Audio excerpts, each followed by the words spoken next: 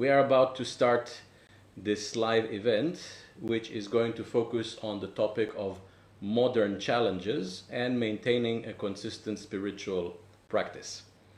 Now, it's called modern challenges simply because when we speak about the spiritual path and embarking on the spiritual path by practicing yoga, meditation, any other form of practice which we usually teach in our Somananda Yoga School, which is coming a bit more from the Tantric tradition, but it also applies to any form of spiritual practice in general.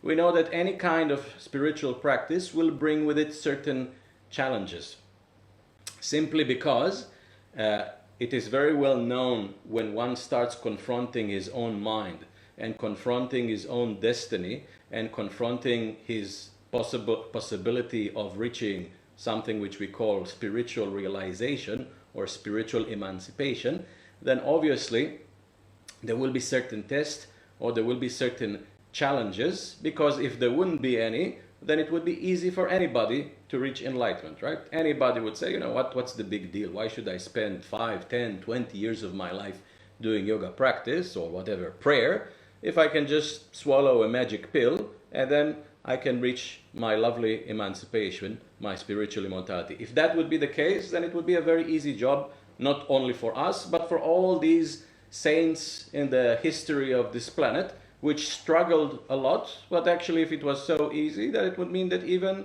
you know, people which are dark or killers or murderers would simply swallow some kind of a magic pill, and in this way they are going to become enlightened.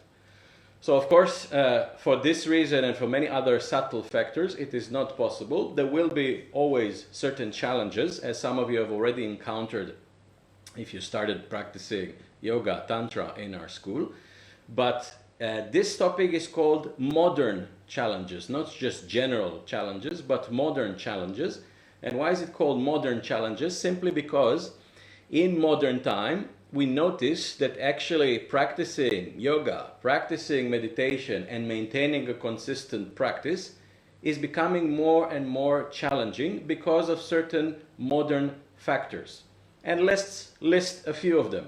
Let's start first of all with the fact that today all of us are enjoying electricity, which is a luxury which probably 500 years ago, if you were living in India, in Tibet, or even in Europe and places like this, you wouldn't have electricity. And having electricity means that you can also have television, you can also have radio, you can also have any other forms of media, which makes things a bit more worse as we are approaching to the last 30 years or so, because starting from the 30 years ago, we started being introduced to the internet. And having internet, you might say, is a lot of fun, because when you have internet, you have freedom, right? You can watch whatever you want to watch, you can download music, you can listen to this or that, but it comes with a certain heavy price in which it simply brings a lot of temptations, right? Because if I have internet, if I have social media, if I have YouTube and Facebook and all the other things, it means that actually my mind gets a lot of entertainment. Because 30 years ago or 40 years ago, it was a bit more challenging, or it was a bit more difficult to find sources of entertainment so easily. If you want to watch a movie, you would have to go to the cinema. Or if you want to watch something on the TV, you just had 2 or 3 channels, and there was not much diversity, right? There were certain television shows, and you had to choose either you like it or you don't like it, and then what else you have to go to, what else can you do? Not to mention 100 years ago, when there was not even television and maybe even not radio, and back then the question is, what should you do in your free time? Today, after the internet, you even have a worse invention, which is the smartphones. 10 years ago or 15 years ago, we didn't even have the smartphones, and because of this, even then you can see that people's mind was a little bit less restless. And today, unfortunately, because of these smartphones which are being bombarded by, we notice that actually it is very difficult to maintain a certain level of focus with our mind. You look around today, or you go into some cafe, or you go into a bus or to a restaurant, you see 50%, if not 70% of the people, what they are doing, They're just staring at their phone and clicking some numbers or writing some messages or something like this. And we actually all do it, right? Even those of you who are now attending this live event, you will have to admit that you are doing it on a daily basis simply because it's entertaining. It's entertaining for the mind. But if I, for example, had a certain magic power to project you, let's say, 1,000 years back in time to some place, I don't know, in India, in Tibet, where there is no electricity, there is no internet, there is no television, there is no radio, there is nothing. And it's not just that you would have to spend there one day, but by my magical powers, I would make it that you will have to spend there 6 months. The question is, what are you going to do every day? You wake up in the morning, you don't have smartphones, you don't have internet, you don't have a job, you don't have this or that. And then it's just what? You have nature, you have your physical body, you have maybe a few people, or maybe even not that, if I put you in some place which is more isolated. And then the question is, what should you do in your free time? And that was actually the condition for many people 1,000 years ago. In places like India and Tibet, and even other places in the world, like in Europe, there have been men and women which didn't have all these modern challenges. And because of this, and because of the fact that they had a lot of free time, they woke up in the morning when it was sunrise, there was nothing to do. And then if it repeats itself every day again and again, then you start asking yourself a simple question, like, what am I doing here? Like, maybe it would be good, just to close my eyes and to meditate. It's just like in the Kashmiri Shaivism workshop, we described that the yogis of Kashmir, living in winter time, in which there was very heavy snow, and of course back then there was no electricity, internet, television, whatever, they would simply do the following practice. Every day when they were confined to their house, because it was very cold outside, so there was no reason to go outside, they would just stay and look at the window and look at the snowflakes slowly falling on the ground. And they would look at it, and they would stare at it, and they would stare on and on and on. And the surprising thing is that actually, because they were in such a deep state of consciousness in which the mind was completely, switched off, that they even entered into high states of consciousness just by staring every day at the snowflakes falling.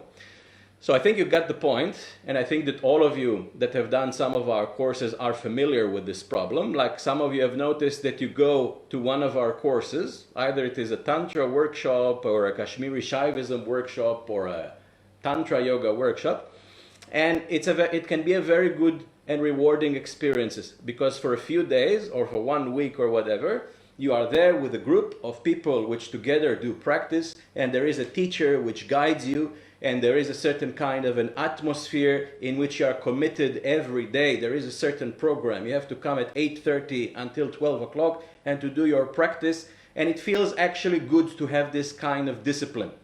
But then I usually, after the course ends, and it's not just me saying it because this is the experience that I got for many students, as soon as the course ends, you have a little bit of this, effect which continues a little bit a few days after, like you're a little bit high, but then as you come back to the normal world, and then you don't have any more this energy of the group and a teacher and everything, then slowly the energy descends, and you feel like you went back to scratch.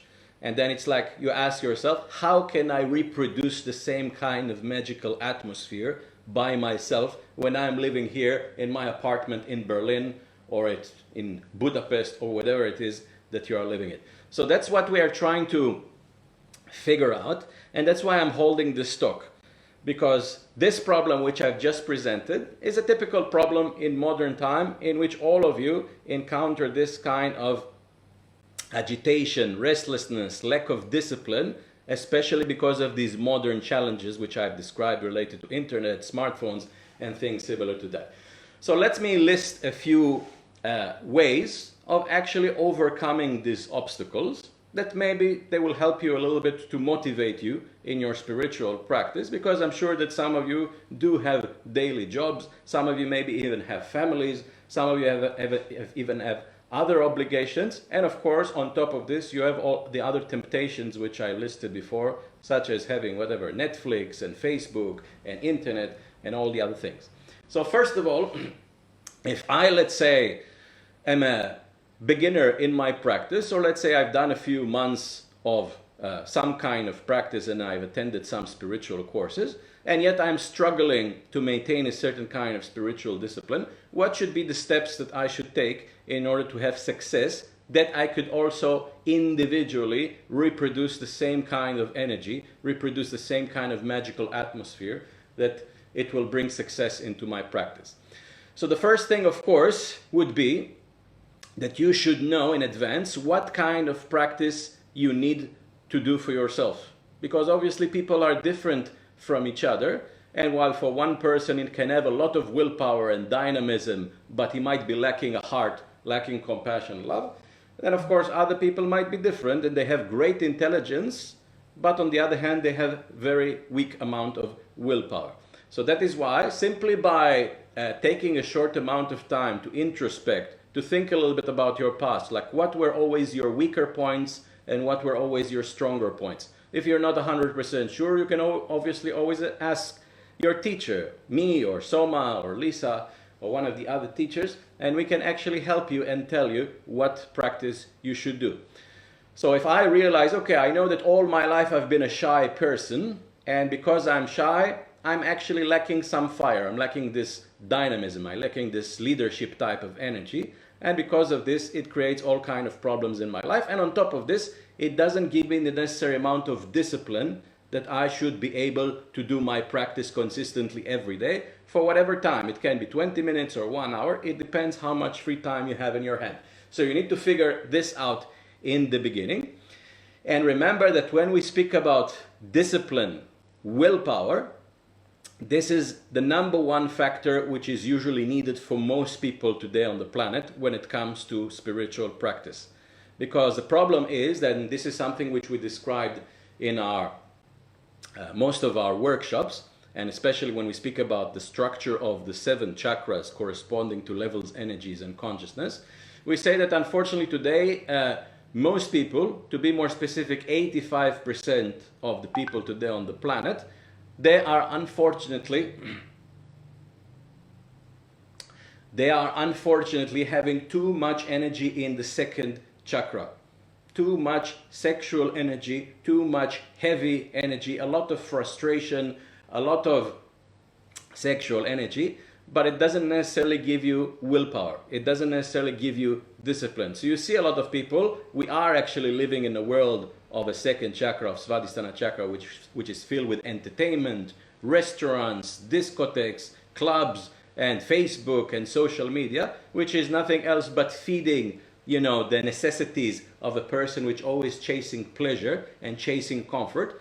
But again, it means that you don't necessarily have willpower and dynamism, because these characteristics, they are usually corresponding to the 3rd chakra, one chakra above the 2nd chakra, which we call Manipura chakra, the navel chakra. And there are not many people these days which have this amount of willpower and dynamism. So even though, let's say, you might have a sincere intention to do some kind of a spiritual practice, and let's say you take a decision that actually your Achilles heel, your Achilles point, is actually your heart chakra. You don't have enough love, you don't have enough affection, so that is why you choose, let's say, a certain kind of a spiritual daily practice in which every day you will do half an hour of practice of yoga on Anahata chakra, which sounds wonderful, which sounds lovely. But what some of you might encounter, that every day when you do the practice, maybe in the first few days because you have this spark of the beginning, then you feel kind of motivated to do it, but then after a few days you feel like you're going into this kind of pattern of routine, and you don't find the necessary kind of motivation, of discipline, of willpower to keep the practice going day after day. And why is that?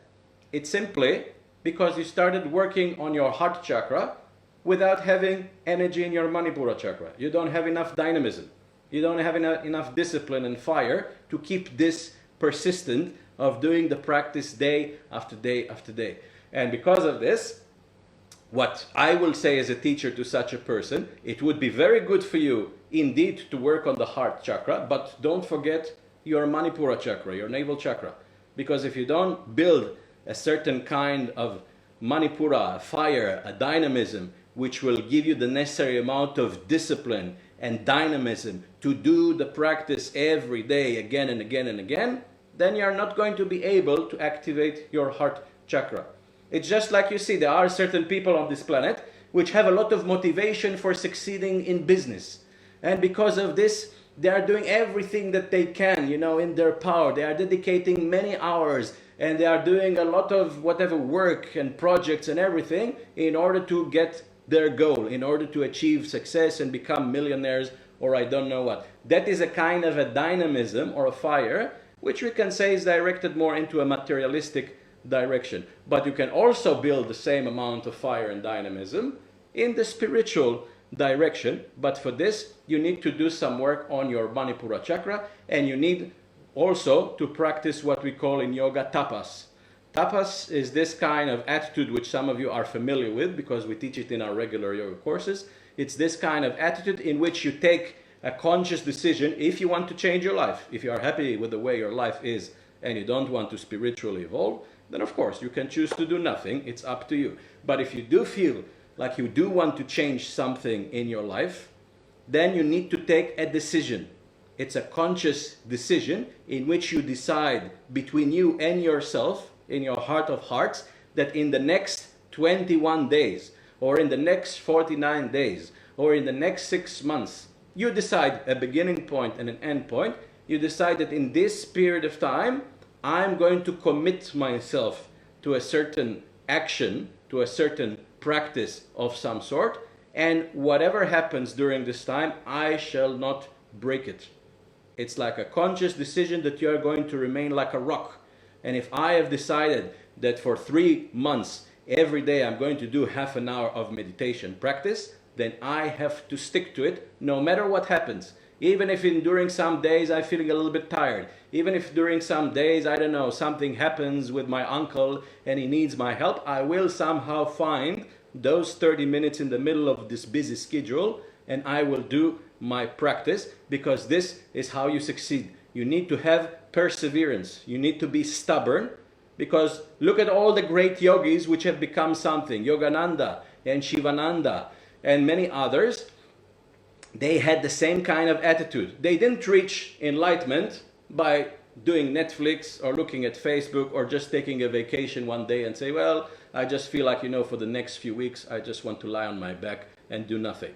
It's okay from time to time, of course, that you should take, I don't know, a few days or whatever to just relax and take it easy. We all need that. But at the same time, for most of the time, you need to have this attitude of discipline, of having the necessary amount of willpower and dynamism that you should do your practice every day, no matter what. Now, I mentioned some of these modern challenges which can bring a lot of obstacles into our daily practice, but actually we can take some of these modern challenges and use them in a beneficial way in order to help us in our spiritual practice.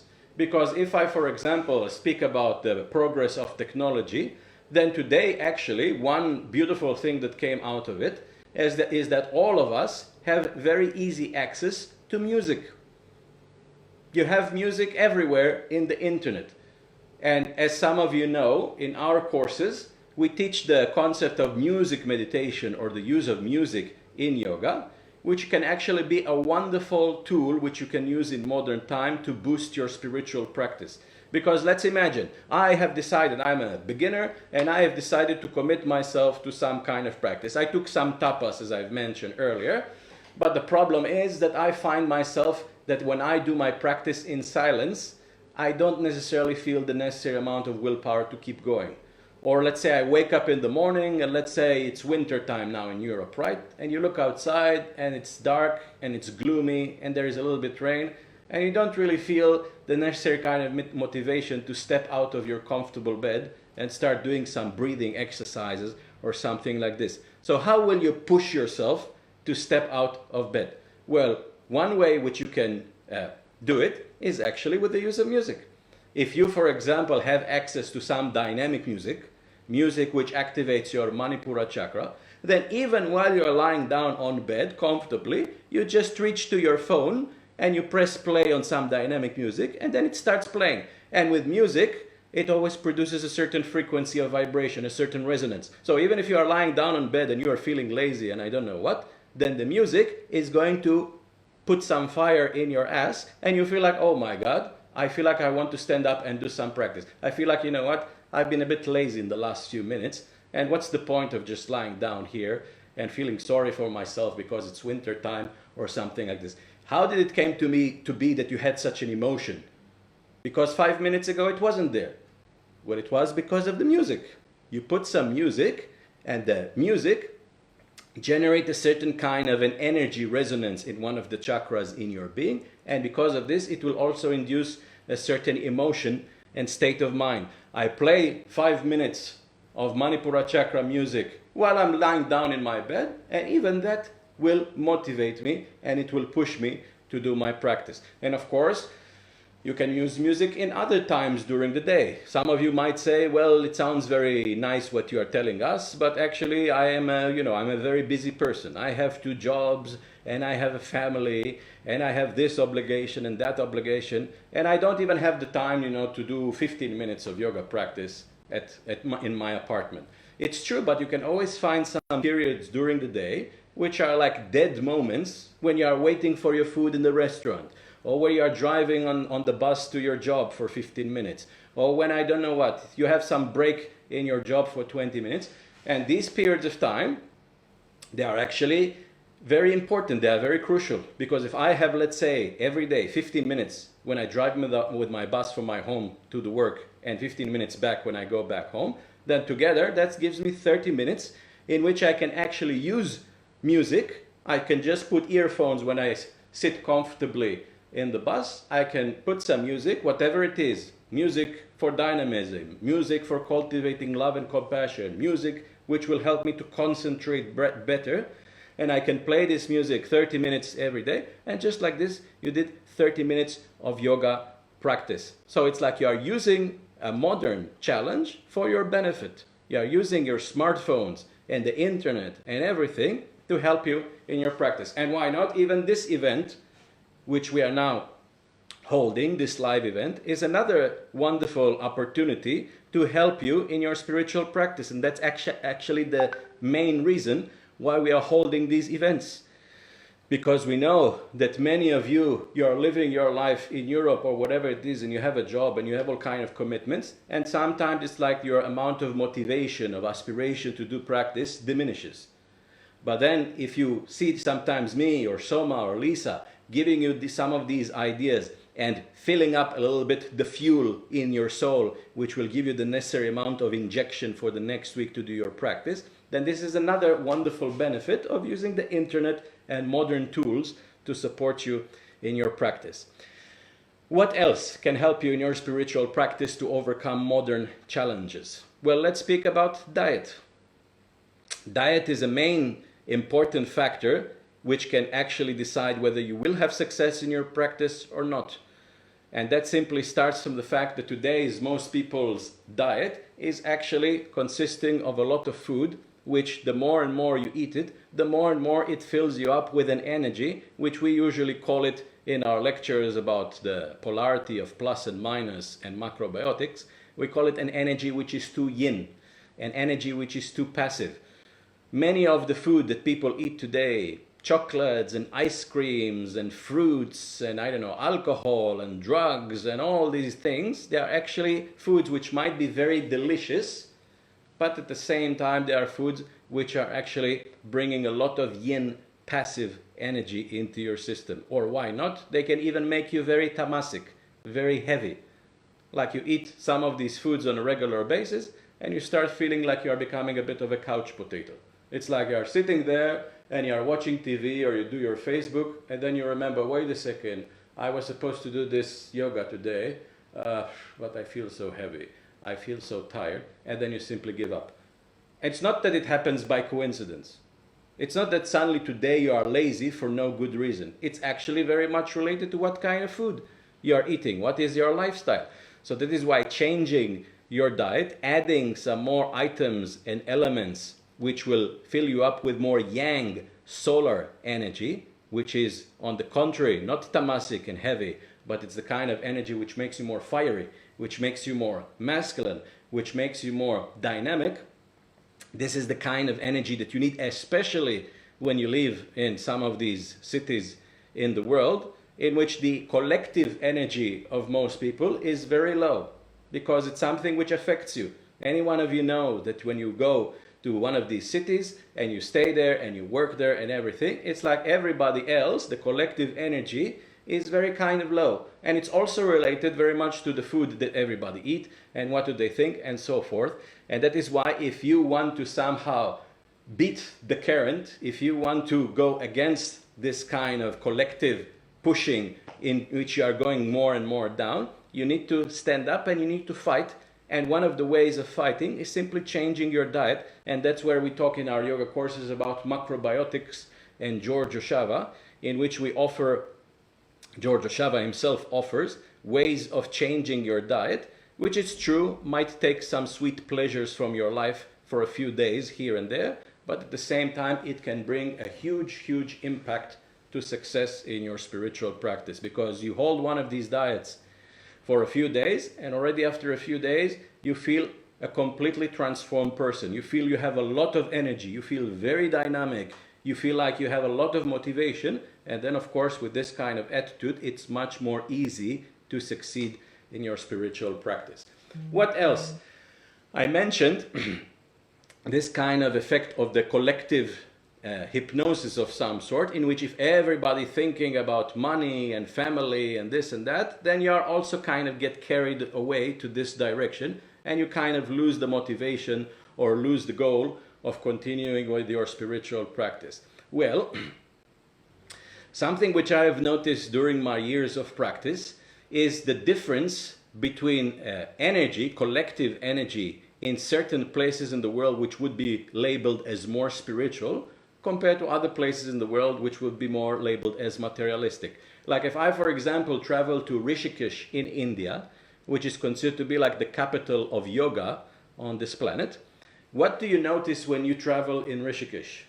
You notice actually that instead of having many signs like what we find in the cities, in which you have signs, the new iPhone, or whatever, drink Coca-Cola, obey your thirst, or sign up to this network or whatever. We see a lot of these advertisements when we live in these cities, and these advertisements, they actually generate a certain kind of a subliminal message, a hypnotic message of some sort, in which we are becoming like consumers, we are becoming like slaves, in which you are always like thinking, oh my God, iPhone, iPhone, I keep seeing this sign, you know what, maybe I should get the new iPhone because it's very important, right? Not necessarily.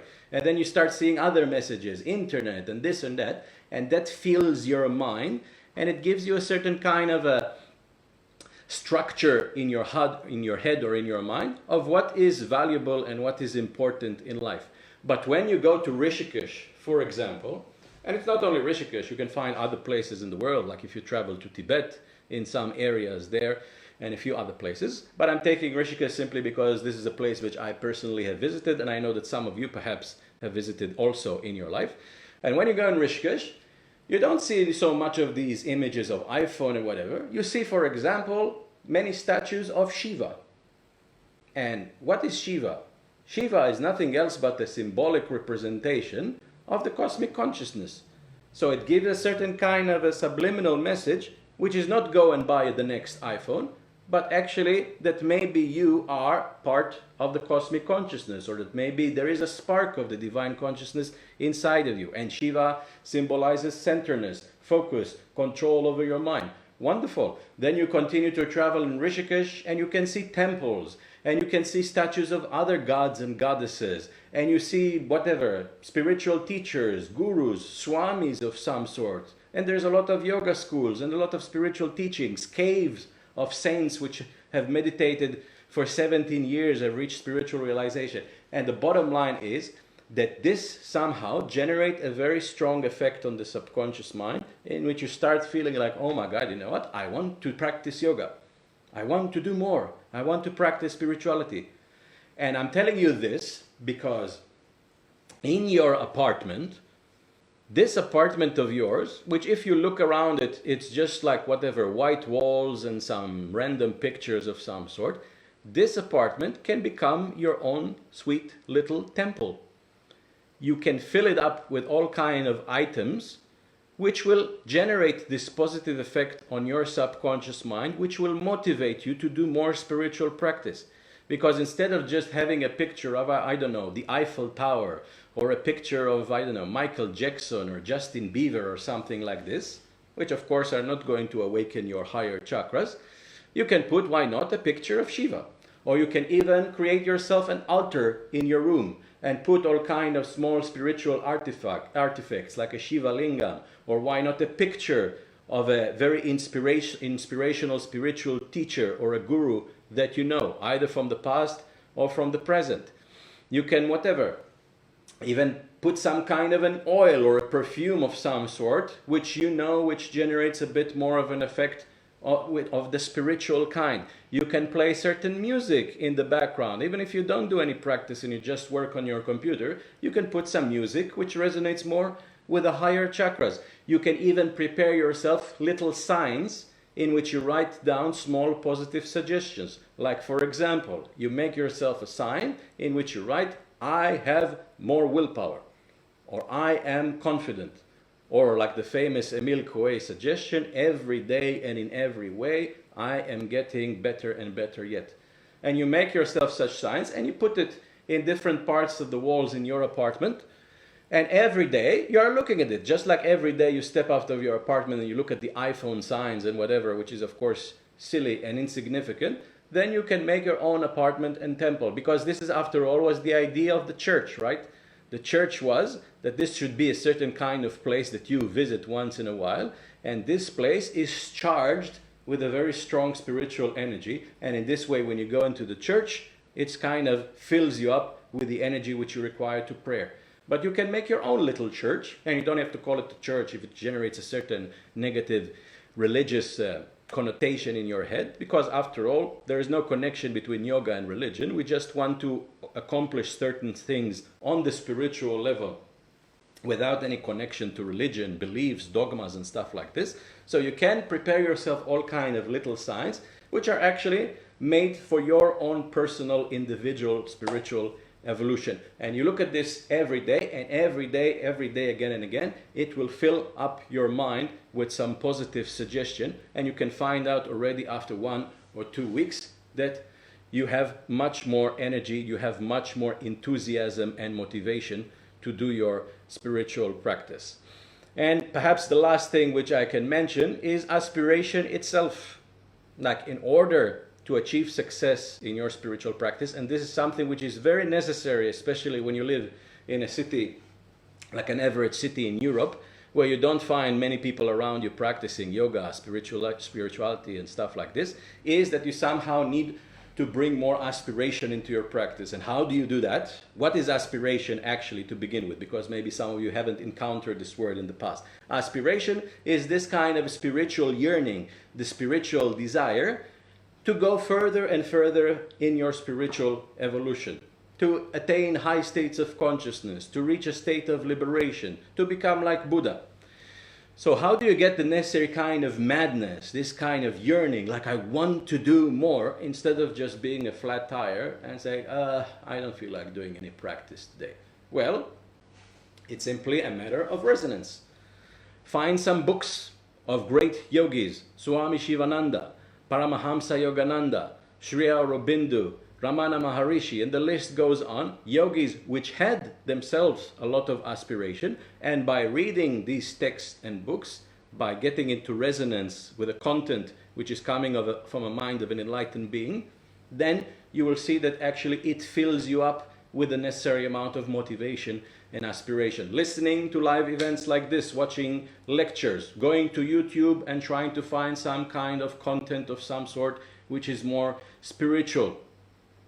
Finding even certain people in the places where you live. Like, if you find that it's too difficult to do your own practice, maybe you can even find a certain community or a few people which have done courses in our school, which are located in your city, and then you meet And when you meet, it's not just one person, one battery working, but it's like 5 batteries, 5 human beings working together, and you actually exchange experiences and you tell things about what happened to you yesterday in your practice, and this can actually motivate you further and give you aspiration in your practice. Not to mention that you can even meet from time to time to do practice together, because if perhaps it's difficult for you to practice on your own, then when you are together with a group, it's like you have to do it. It's just like when you do a course in our school, there is a certain program, 8:30 to 11:30, I have to do this or that. But when you do it also back in your home with a group of people, it's like, I have to do it. You cannot run away, because even from the standpoint of the ego, there will be a part of you which will be ashamed and will say, wait a second, I'm going to leave this group in the middle of the class, and what will people will think of me? Walter left in the middle of the class, you know, he doesn't have the necessary amount of willpower to do the practice together with us. So sometimes we need a little bit of this kind of self-hypnosis of some sort, or self-programming of some sort, in which we put ourselves in conditions in which we don't have any way out. We have to do the practice, and in this way it is going to work.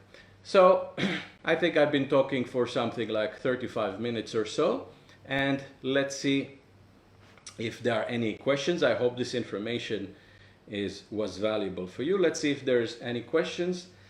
We can talk a little bit, and then we are going to conclude for this evening. So the first question comes from Gauri from Latvia. Why many tantrics choose not to have children? Is it because of karmic reasons, or simply because it takes too much time? Is it possible to have a family and progress spiritually? These are excellent questions, and we actually get them quite often, because it is a tantric school after all. And we even talk openly about sex, because it is part of Tantra. It's not something which we're trying to brush under the carpet. We have different Tantra workshops. And back to your question, why many tantrics choose not to have children? The simple answer would be that embarking on a spiritual path, and why not to be more specific on the tantric path, is actually quite of a big commitment. It does indeed take a lot of time. It takes a lot of effort.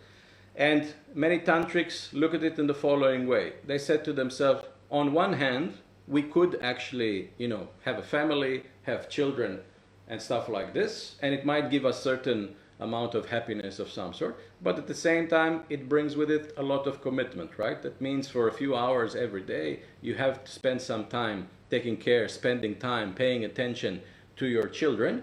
And on top of this, maybe even, you know, you have to spend a few hours earning a living, because to bring food to the table and feed your children, it will not come out of the blue. So you need to have a job as well, maybe even 2 jobs, I don't know, which means actually that in the end of the day, you're not going to have much free time to do practice. This being said, however, you have to remember that there have been actually tantrics, and I know some personally, which have chosen to go into this direction, and they have chosen to have a child, but at the same time, they also have the necessary amount of willpower to always find some kind of time to do some spiritual practice. It's true that perhaps in the first 2 years or so, they had to spend more time, the first 2, 3, 4 years, to spend more time with the child. But then after that, they try to find as much time as they can in their busy schedule to do some kind of practice. And for this, you need to have some willpower, because if you have to spend a few hours every day to do some work, and then on top of this, you have to spend a few hours every day with your child, that doesn't leave much. That might leave only 2 hours of free time during your day to do some practice. And yet, some of these tantrics, they had the necessary amount of willpower. Most people will say, you know, it's too much. I feel tired. You know, I've been spending time with my child. I've been working. And now I just 2 hours in the evening. I just want to rest and to relax. Like, especially a lot of people in modern time will go into this direction. It's difficult to maintain practice like this when you have so many commitments. So you need to have a lot of willpower. And as I said, I personally know some tantrics that did decide to have children, and they still find the time to do spiritual practice. So that answers basically your last question. Is it possible to have family and progress spiritually? It is possible to progress spiritually and have children at the same time. Let's move on to the next question, which comes from Marcus. What if the dedication to practice yoga, especially the physically more demanding asanas, bandhas, is interrupted by physical sickness? Which alternative does one have? Not sure that I understood the last few words. Which alternative does one have? But I think I got the main idea of this question. So you're asking, what if your dedication to the practice yoga, especially the physical part, is interrupted by physical sickness? Well, I can say that you will find here two different approaches. One which is a bit more old school and a bit more severe, and the other one which would be a bit more kind of friendly, and yet it still requires a certain kind of necessary amount of discipline. The old school approach, to answer your question, if you find that it's too difficult to do your practice because of certain physical sickness, then the answer would be, from the old school type of approach, double your practice. Like some of the old yogis, they were so fanatic and they were so crazy about succeeding in the spiritual practice that they had this kind of fanatic attitude in which if they noticed that at any point in their life they were getting lazy, or even they were developing some kind of sickness or illness of some sort, then their attitude would be, well, you know what I'm going to do? I'm not going to stop my practice. On the contrary, I'm going to double my practice. Why? Because they realized eventually this illness or this physical disease or whatever it is nothing else but a certain negative karma, which probably I'm carrying either from this life or from previous life. So I can either stop my practice, and in this way I surrender to my karma, but that is not something positive. It means that actually I'm going to suffer like a dog in the next days, weeks, months, years, I don't know. Or I can actually double my practice, which sounds very kind of, what? To the modern kind of mind. Double your practice when you're sick? Yes, exactly. Double your practice, even though it's even more challenging and even it's more difficult. But like this, you are going to burn this karma, and in this way you are going to cultivate more willpower and more dynamism, and you are going to succeed in passing this test, in passing and overcoming this challenge. So this is a bit more of an extreme, fundamentalistic type of attitude. The more friendly approach would be, if you realize that you have a sickness or you have a certain kind of disease and you cannot do your practice, then of course the first thing should be to try to ask yourself, why did this happen? And the second thing would be, in which way I can actually deal with this sickness or disease in a harmonious way, like even using some alternative medicine instead of using allopathic medicine, whatever it is. If I have some problem with my back and I have some aching of some sort, then maybe I can ask somebody if he can recommend a good therapist which can give some massage or certain treatment to my back so the pain will go away. Or maybe I can use some homeopathy of some sort which will help me with my illness or my disease. Or maybe I even can use certain yoga techniques themselves. If you cannot perform asanas, maybe you can perform other techniques, like why not pranayama? Pranayama is not so demanding physically, it's just a matter of using your breathing and your mind in a certain way. And actually it is very well known that pranayama is a great tool for healing different sicknesses and illnesses. Even cancer can be healed by the practice of pranayama. So there are all kinds of tools which you can use, as I've mentioned, diet, fasting, other tools as well, in which they can accelerate your healing. And once your healing is complete or even near to completion, you can go back to your spiritual practice. So you can choose between these two attitudes, like the more extreme one and the one which is, as I said, more friendly. Let's move on to the next question, which is coming from Penelope. How to avoid pushing yourself too much in daily life, but also in spiritual practice. How to find the balance between willpower, motivation, and perfectionism.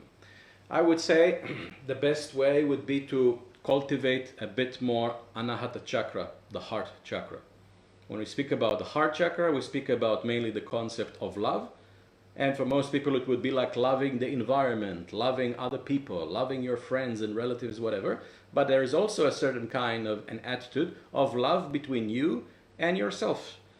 that some people which indeed are too perfectionistics, or the workaholic type of person which is always pushing himself to do more and more and more and more, this is a kind of attitude which is unhealthy, because eventually it is indeed too extreme.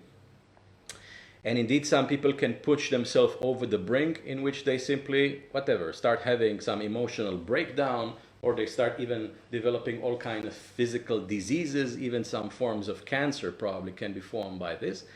And then the thing is that you have indeed to find the middle line, and that is that it would be good to push yourself from time to time. If we speak about spiritual practice, definitely do it as much as you can.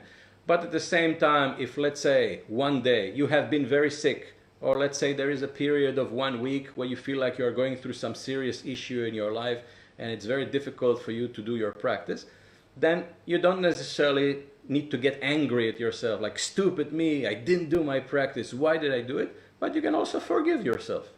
This is the attitude of Anahata Chakra. I can forgive myself. You know what? I had a period of time because of my karma, or because of I don't know what, in which it was difficult to do my practice, and I faced a certain kind of obstacles of some sort. Okay, I didn't do 1 week my practice. So what? Next week, I can do double the practice. I can compensate for this 1 week in which I didn't have the time, and next week, instead of doing 1 hour of yoga per day, I will do 2 hours of yoga per day, and I forgive myself. It was, okay, I'm just a human being, we are all human beings, and from time to time something negative can happen, but it doesn't mean that we stop our practice. So this kind of attitude from the heart chakra, mixed with a bit of detachment, this kind of attitude in which you are not so much emotionally getting attached to certain things, would be the necessary attitude to not pushing yourself too much. Okay, I see there are 2 more questions, maybe one more.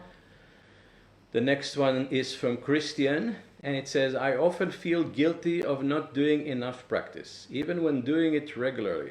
There is a voice that always says I should do more. How to address that? I think this is very much related to what I've just mentioned in the answer to Penelope's question. First of all, the fact that you do have this voice in your head is a very good sign. It shows that you do have aspiration, because this kind of need, or this kind of even voice, as you describe it, which comes in your head to do more practice, is a sign indeed that you do, from your heart of hearts, want indeed to push things more, to do more spiritual practice. The general attitude would be to embrace this, in the meaning that you should actually try to gradually do more practice, but at the same time not crossing a certain line. And what do I mean by not crossing a certain line?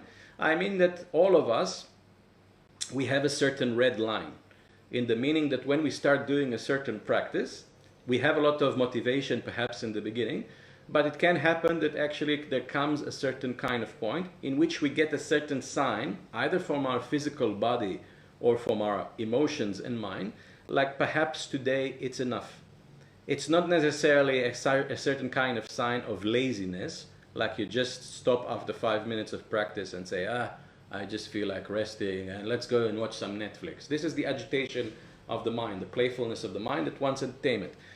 But there can be a certain point in which, let's say, you did your practice every day for 1 hour, and then there comes this point after around 1 hour in which you suddenly feel either physically like it's too much, like it's a little bit like you put, just like you take, you know, an electric bulb, and if you push too much electricity in it, it might explode. So in the same way, if you push too much energy, or if you do too much practice, there might come this point, this red line, in which you somehow feel like it's too much. And then sometimes it can manifest in some form of dizziness, or you might even feel nausea, or even emotionally or mentally, you feel somehow overloaded. And when that happens, you can simply say to yourself, you know what, this is my limit for now. Not forever, for now. But my limit is right now 62 minutes, whatever, 65 minutes of practice. But then every day or whatnot, every week, I can increase it a little bit more. It's just like when you go to the gym. you can lift, I don't know, 20 kilograms because you have trained for a couple of months and your limitation is 20 kilograms. You know, if you're going to push to 50 kilograms, your muscles are going to collapse. But the smart way of doing it in the gym is that every day or whatever, every week, you increase a little bit more the level of difficulty, and that's the smart way to build a muscle. The same thing with your practice. You need to increase it gradually. If your red line is half an hour, then half an hour is good enough for right now, for the time being. If in 1 month you can increase it to 45 minutes, it will be even better. Doing things gradually is the smart way in the yoga practice. And remember this kind of attitude of self-forgiveness, of not necessarily getting angry at yourself. It is okay not to necessarily immediately start with 6 hours of practice per day. You should strive to increase it gradually, and then in time you would be able to do more and more practice. Let's go to what appears to be by now the last question, which comes from Yana. It says, when I'm returning from a spiritual workshops to a normal society, it makes me sad to see how people are lost and wasting their life. Everyday tasks are boring for me. If I put on Manipura music, that's the third chakra, for those of you who don't know Manipura, the one which corresponds to fire and dynamism. If I put on Manipura music for being more active, it makes me angry. What kind of music should I listen at everyday tasks to make me more in a neutral mode? Okay, so first of all, not all Manipura chakra music or not all any kind of dynamic music is actually beneficial for you, because when we speak about the lower chakras, and more specifically Manipura chakra, the third chakra which you mentioned here, Manipura chakra, we say it can be either impure or pure. It can be either harmonious or disharmonious. It can be either balanced or imbalanced. And the problem is that for most people nowadays, even if you started practicing yoga and you've been doing it for 1, 2, 3 years or something like this, it doesn't necessarily mean that you still have purified and balanced and you harmonize your chakras. And that means that when we speak about Manipura chakra, it can have some positive aspect like dynamism, willpower, courage, but it has also some negative aspects which are related to the ego of the human being. And one of the typical emotions, negative emotions of Manipura chakra is anger. And that relates to your question here, because if you play any kind of dynamic music, some of these music tracks, they can generate actually a bit more of a disharmonious effect on Manipura chakra. Like they stir up your fire, you do feel more dynamic, but at the same time you can even start feeling angry. And that's simply a sign that your Manipura chakra needs to be purified and become more harmonious. And that is something which can be solved by working directly on Manipura chakra and by applying certain techniques which balance, which purify and harmonize Manipura chakra, such as, for example, the triangle pose, the Trikona asana. When you do it first to the left and then to the right, it balances Manipura chakra. And why not? There are even certain purification techniques, as some of you have learned in our school, which also help to purify Manipura chakra.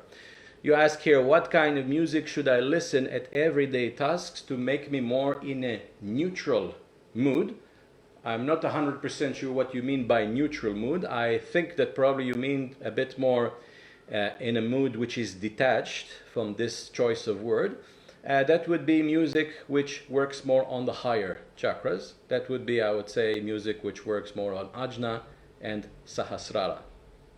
And if you feel that this music is too passive, then you can start more with doing some sublimation, either like Hatha Yoga type of sublimation, or even certain music which sublimes instead of just activating your Manipura and bubbling up more this anger.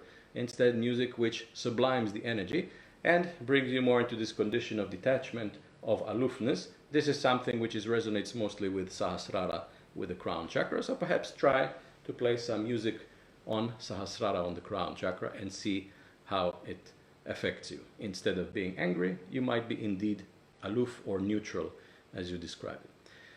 There's another question here coming for Pedro. How can we evaluate ourselves about the progress in this spiritual path?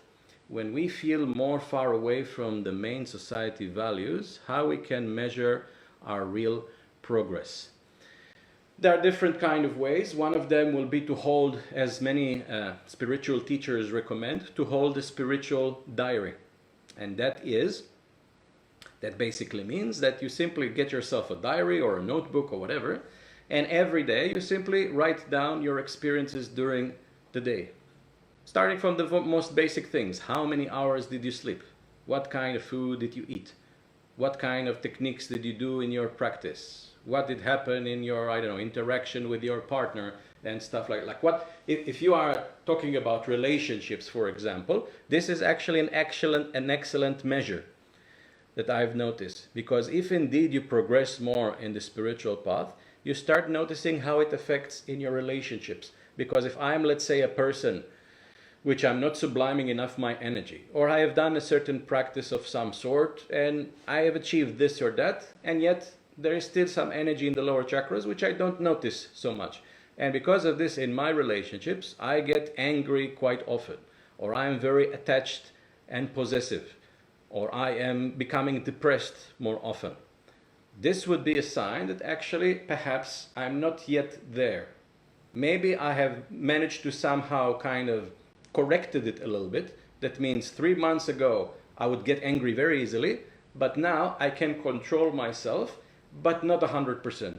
I still can get angry, but still this is a progress. And I say it in a general way, but when you hold a diary, things can be much more specific. And then you can write down, yesterday my girlfriend told me this or that, and because of this I felt a certain energy or an emotion, and I didn't actually express it, which is a good sign. Or I did express it, and that means that I cannot control it yet.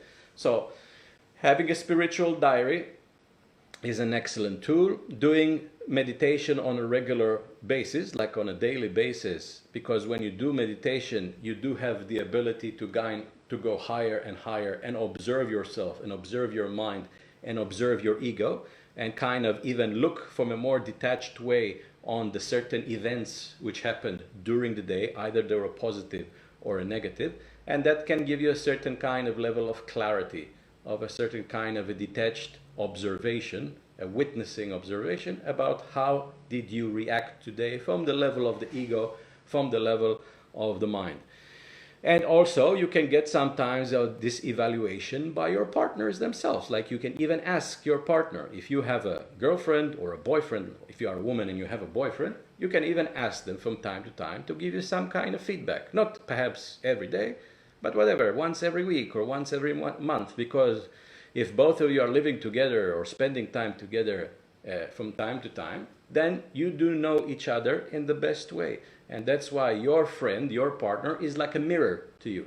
It's just like in a mirror, I can look and see how my hair looks and whether I lost weight or not. That's a kind of a feedback.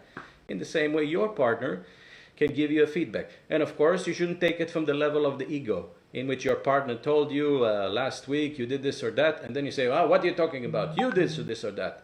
And this, of course, would be a bit more of a reaction from the level of the ego. So you should be a bit more detached and say thank you very much for your feedback. I actually appreciate it. And actually, maybe I have to humbly admit that what you say is true, and I did act in a silly way last week. So this can be a good measure. And you say here, when we feel more far away from main society values, how we can measure our real progress. Even if you are far away from the main society values, it doesn't mean that you're completely 100% disconnected from the society values. Because even though physically you're not there, still at the level of the mind, if you are 40 years old and only in the last 3 years you have been practicing yoga, it still means that you carry 37 years of society values in your mind.